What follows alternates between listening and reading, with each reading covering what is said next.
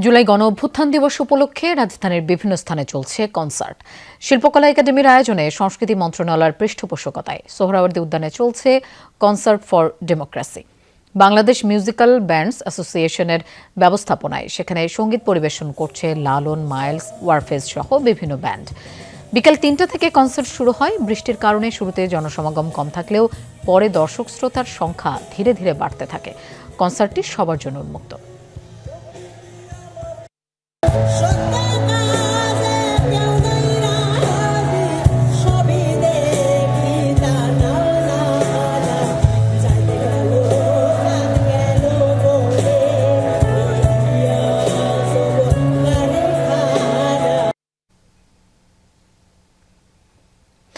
এদিকে রাজধানীর মানিক মিয়া এভিনিউতে জুলাই গণ-অভ্যুত্থানের বিজয়ের দিনে চলছে বর্ষা বিপ্লবের গান শীর্ষক কনসার্ট।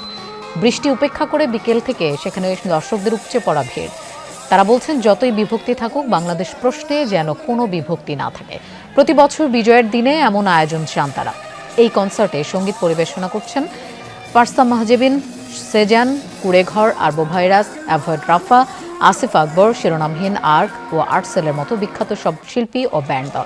এই আয়োজনটি করেছে মনসুন কালচারাল অ্যালায়েন্স। এতে উপস্থিত আছেন এনসিপি শীর্ষ নেতৃবৃন্দ।